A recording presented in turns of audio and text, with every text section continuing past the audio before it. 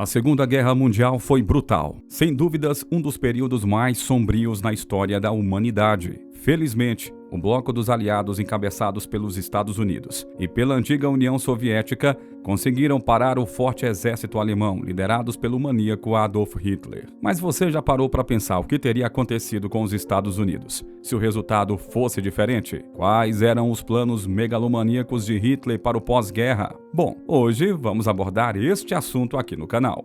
Primeiro de tudo, precisamos saber quais eram os planos. O plano maquiavélico de Hitler para o território europeu não era segredo para ninguém. A ideia inicial do ditador era conquistar o que os nazistas chamavam de espaço vital, basicamente colocando todo o território europeu sob o domínio do Terceiro Reich. O que muitos se perguntam é quais seriam os planos dos nazistas para o outro lado do Atlântico, especialmente para os Estados Unidos. O autor de Target America, James Duff, cita uma carta de 1927 de Rudolf Hess, um dos nomes de confiança do ditador austríaco, endereçada a Walter Heuel, outra figura relevante dentro do partido que foi radicado em Londres. A carta dizia o seguinte: a paz mundial só será realizável quando uma potência, a melhor potência racialmente, tiver alcançado a supremacia completa e incontestada. Esse poder pode então fornecer uma espécie de polícia mundial. Só por aí já podemos ter uma base das ideias malucas que eles tinham para o resto do mundo, inclusive para o território norte-americano.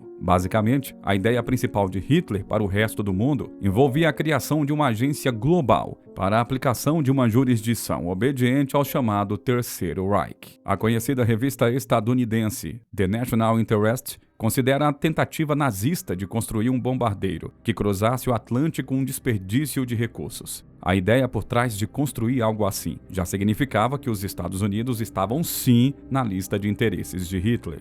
Primavera de 1941. No ano de 1941, por conta da forte escalada de guerra, a revista Life decidiu enviar o correspondente e ex-embaixador belga, John Caldewey, para que ele relatasse os acontecimentos. John conversou com o ditador, que naquele momento dizia que os comboios dos Estados Unidos, enviados para o território da Grã-Bretanha, significavam uma declaração de guerra. O correspondente chegou a afirmar ao ditador que os estadunidenses temiam que, se Hitler conquistasse a Europa, o próximo passo seria a América do Norte. O ditador negou veementemente ao entrevistador, dizendo até que essa invasão era fantasiosa, comparando com uma possível invasão na Lua, ou seja, algo impossível. Segundo John, Hitler ainda demonstrava um certo respeito quanto à inteligência e o bom senso dos americanos. Pelo menos era o que ele dizia.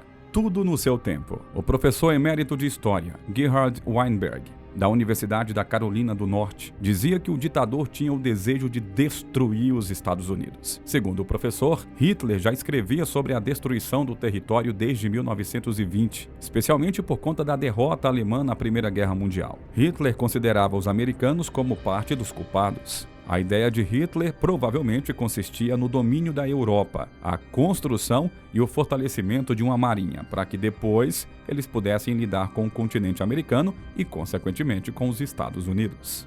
E se você chegou até aqui, meus parabéns! Eu quero te falar que temos uma história surpresa no item 3 deste vídeo, hein? Que vai te deixar fascinado pela Segunda Guerra Mundial. Então fique aqui com a gente que nós já vamos te contar. Vamos seguindo. O segundo livro. Quando o nazismo é discutido, quase sempre citamos o livro Minha Luta, que foi escrito por Hitler, mas muitos esquecem que a obra teria tido uma sequência, que foi chamada de O Segundo Livro de Hitler.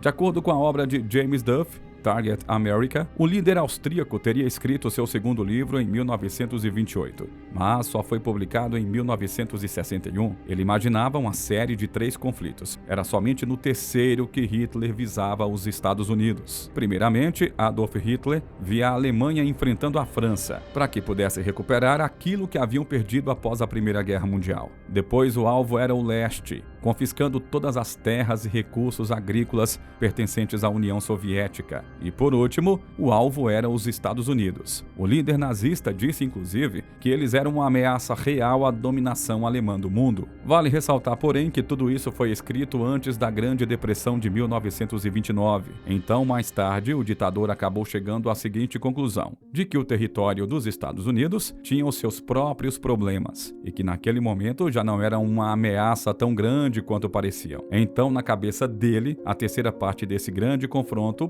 poderia esperar.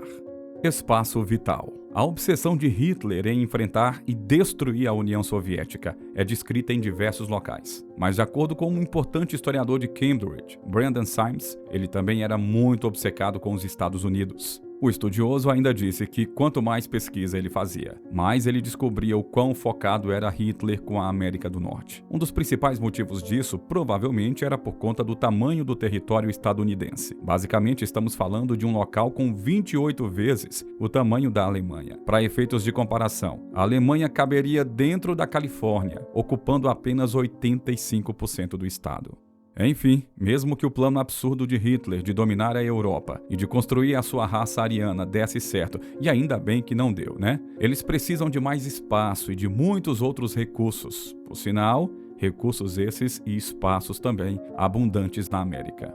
Bons genes. Adolf Hitler lutou na linha de frente e também no centro de Segunda Batalha do Marne, na Primeira Guerra Mundial, e de acordo com o historiador Brendan Symes, foi lá que o austríaco teve um encontro com 2 soldados americanos que causaram uma grande impressão. Sabe por quê? Bom, eles eram altos, loiros, olhos azuis, justamente as características tão almejadas por Hitler na sua maluca teoria da raça ariana. As tentativas de Hitler para construir essa tal raça estão muito bem documentadas. Uma das teorias dele, segundo Symes, era de que um dos lugares com maior quantidade de genes e também de DNA para atingir esse objetivo era justamente os Estados Unidos. Hitler acreditava que por conta da população estadunidense ter sido reforçada por uma grande quantidade de imigrantes do continente europeu, esses chamados bons genes se espalharam pelo território. Vale lembrar, porém, que muitos europeus que chegaram aos Estados Unidos estavam fugindo de guerras, doenças, fugindo até mesmo da fome. Eles prosperaram no território norte-americano. A legislação dos Estados Unidos contribuía para essa visão de nacionalismo e exaltavam o quão puro era o sangue deles. Existiam, por exemplo, leis contra a imigração de pessoas de certas áreas europeias, especialmente dos países eslavos, e contra os casamentos interraciais. Então acaba fazendo ainda mais sentido que o ditador visse os Estados Unidos como uma fonte inestimável de material genético para o seu plano totalmente doentio. E antes de seguirmos em frente, quero ter certeza de que você está conosco até aqui. Comente as palavras Segunda Guerra Mundial e seja fixado nos comentários demonstrando a sua presença. Vamos continuar. Próximo tópico, amizade com Henry Ford. Bom, Henry Ford quase sempre é lembrado como o pai da indústria automobilística norte-americana, mas o problema é que, embora ele fosse um gênio quando o assunto era a indústria e a manufatura, Henry não era considerado uma pessoa muito boa, e você vai entender o porquê disso. Henry Ford constantemente culpava o povo judeu por tudo. Desde a Guerra Mundial até filmes baratos, as saias curtas usadas pelas mulheres e até a popularização do estilo musical jazz. A PBS, Serviço Público de Radiodifusão, disse que Henry Ford costumava esbravejar que todos os males do mundo poderiam ser atribuídos aos judeus ou aos capitalistas judeus. O escritor Bradley Hatt, autor de Amigos Americanos de Hitler, disse que Ford já tinha citações antissemitas muito antes do mainstream norte-americano saber sobre a existência de campos de concentração. Obviamente, as suas opiniões não teriam passado despercebidas por Hitler. De acordo com uma pesquisa da The Nation, Ford lucrou muito com a fabricação para o Terceiro Reich. A empresa continuou trabalhando com os nazistas mesmo após os Estados Unidos terem declarado guerra oficialmente. Um relatório contemporâneo do Departamento de Tesouro norte-americano mostra que o país sabia disso também. Em julho de 1938, Henry Ford até mesmo recebeu a Gran Cruz da Alemanha. Basicamente, é a maior honra que o Terceiro Reich poderia conceder a um estrangeiro. Hertz ainda afirma que Hitler enxergava Ford como um caminho facilitador para chegar aos Estados Unidos. Existem registros onde o austríaco descrevia Henry Ford como um líder do crescente movimento fascista na América.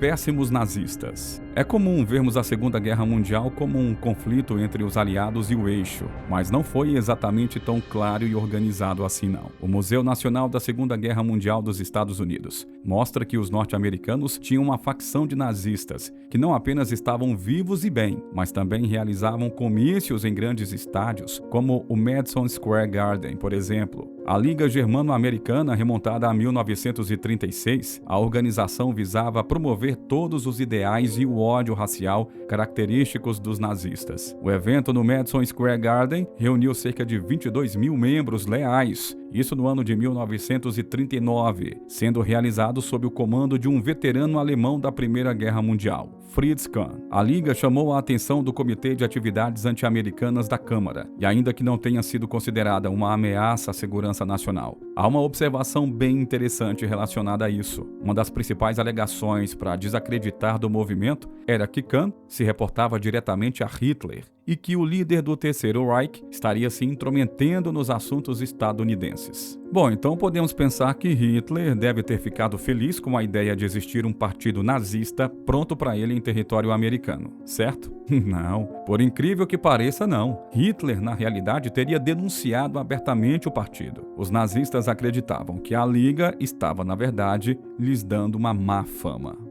Holocausto na América? Dachau e Auschwitz provavelmente são os mais conhecidos, mas definitivamente são apenas amostras das estruturas construídas pelos nazistas para conter, escravizar e também executar grupos que eles não gostavam ou que simplesmente consideravam como inimigos do regime. Uma estática que assusta. De acordo com o Museu Memorial do Holocausto dos Estados Unidos, havia mais de 44 mil campos de diversos propósitos, todos baseados em detenção, aprisionamento, ativos durante o período do Terceiro Reich. A questão é, existiam planos de construir esses campos na América do Norte? Bom, segundo a CBC, é bem provável que sim. Em 2019, a Biblioteca de Arquivos do Canadá comprou um livro que havia sido retirado da própria biblioteca pessoal de Hitler. Basicamente, eram 137 páginas, listando estatísticas, veículos de imprensa, organizações judaicas presentes nos Estados Unidos e também no Canadá. Nessa obra ainda eram compilados dados e informações sobre a população de origem judaica no território norte-americano, o que indicava sim que os planos do ditador austríaco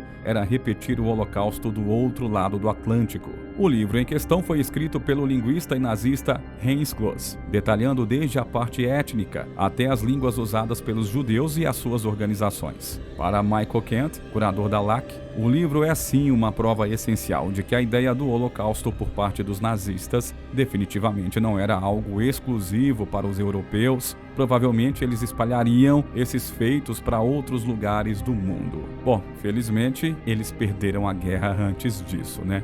Ainda bem que os planos de Hitler foram impedidos e que hoje tudo só fica no campo da especulação. E é claro, esperamos que continue assim para sempre. E aí, o que você achou do vídeo, hein? Quer mais conteúdos sobre a Segunda Guerra Mundial? Então fique à vontade para sugerir outros temas na seção dos comentários. Só peço que você deixe o seu gostei, se inscreva no canal e também não esqueça de ativar as notificações para não perder os nossos próximos vídeos. Agora fique com o vídeo que está aparecendo na sua tela de recomendações. Até a próxima!